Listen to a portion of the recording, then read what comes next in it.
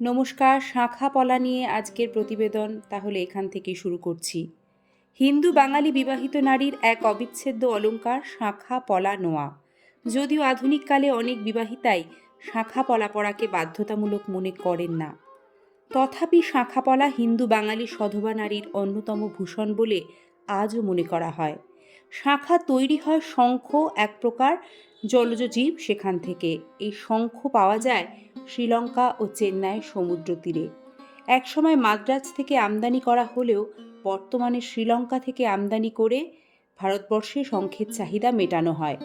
শাঁখা ও শঙ্খজাত অলঙ্কার তৈরির জন্য ব্যবহৃত শঙ্খের মধ্যে পিতপুটি, রামেশ্বরী, মতি ছালামত, পাটি, গারবেশি, কাচ্চাম্বর, ধলা, রায়াখাদ, খগা, সুরকিচোনা, ঝাঁঝি, দোয়ানি, জাটকি, কেলাকর, তিতকৌড়ি, গড়বাকি, সুরতি, দুয়ানাপাটি, আলাবিল উল্লেখযোগ্য।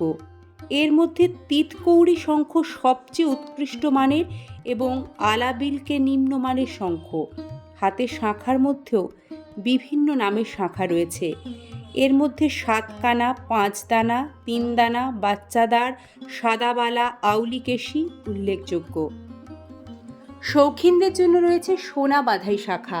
এসবের মধ্যে টালি, চিত্তরঞ্জন, সতীলক্ষ্মী, জালফাঁস, লতাবালা, মোটলতা, কারপ্যাচ ইত্যাদি উল্লেখযোগ্য। আমাদের দেশ ভারতবর্ষে যেসব শঙ্খ আমদানি করা হয় তার মধ্যে অন্যতম জাতি পাটি, ধলা, কাঞ্চনকড়ি। এ তো গেল শাঁখার উৎপত্তি আর প্রকারভেদ নিয়ে নানা আলোচনা। এবার আপনাদের বলবো শাঁখার পৌরাণিক কাহিনীটি।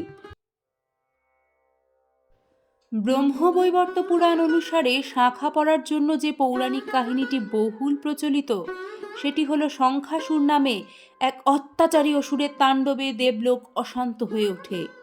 সেই সময় সকল দেবতারা মিলে ভগবান নারায়ণের দ্বারস্থ হন। নারায়ণ সেই সময় শঙ্খাসুরকে বধ করে দেবতাদের রক্ষা করেন। কিন্তু শঙ্খাসুরের স্ত্রী তুলসী দেবী ছিলেন ভগবান নারায়ণে বিশ্বাসী এক সতীসাধ্যী নারী, আর শঙ্খাসুর ছিল ভগবান বিমুখ অত্যাচারী।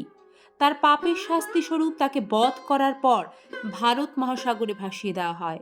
স্বামী প্রতি তুলসী দেবী তা সইতে না পেরে স্বামী এবং নিজের অমরত্বের জন্য ভগবানের কাছে প্রার্থনা করেন।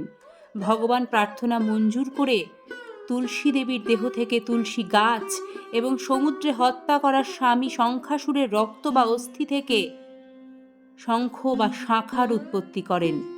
তুলসী দেবীর ধর্মপরায়ণতায় সন্তুষ্ট হয়ে ভগবান দুজনকেই ধর্মীয় কাজে নির্ধারণ করে দেন।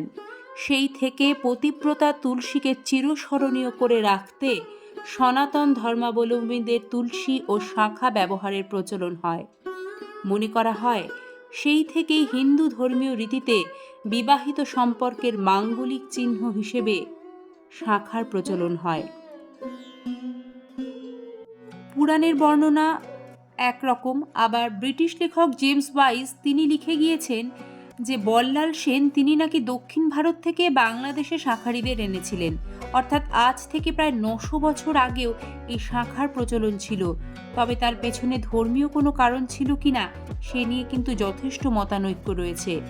বল্লাল সেনের দক্ষিণ ভারত থেকে শাঁখারিদের আনার এই প্রসঙ্গে আরেকটি কথা জানিয়ে রাখি, খ্রিস্টপূর্ব 5000 বছর আগে শাঁখার ব্যবহার কিন্তু শুরু হয়। খ্রিস্টপূর্ব 5000 বছর আগে মানে মহাভারতের যুগ বলা যেতেই পারে। দাক্ষিণাত্যে প্রায় 2000 বছর আগে থেকেই এই শিল্পের প্রচলন ছিল। তামিলনাড়ুর প্রাচীন রাজধানী কোরকাই এবং কায়েলের ভগ্নস্তূপ থেকে শঙ্খশিল্পের প্রাচীন নিদর্শন আবিষ্কৃত হয়েছে মাদ্রাজ সরকার কর্তৃক সংরক্ষিত শঙ্খশিল্পে। শাঁখা আর পলা সঙ্গে বাম হাতে নোয়া। অনেকের মতে এর সঙ্গে বিজ্ঞানের যোগ আছে। লাল পলা রক্তকে নির্দেশ করে। যে জায়গায় শাঁখা আর পলা পরা হয় সেই জায়গা দিয়ে সেন্ট্রাল নার্ভ যায় হাতের মধ্যে।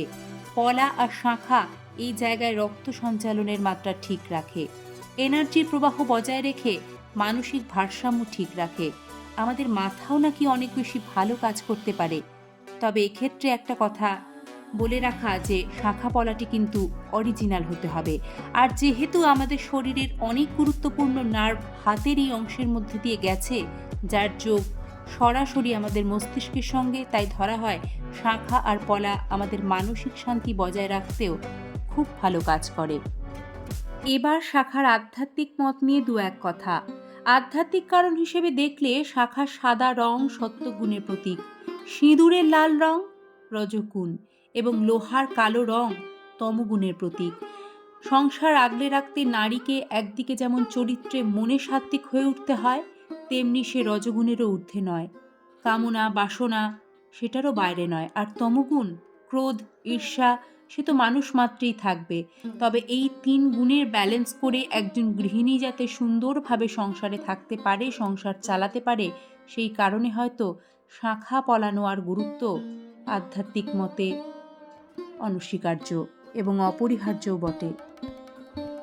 শাঁখা কাহিনী আপনাদের কেমন লাগলো অবশ্যই কমেন্ট করে জানাবেন।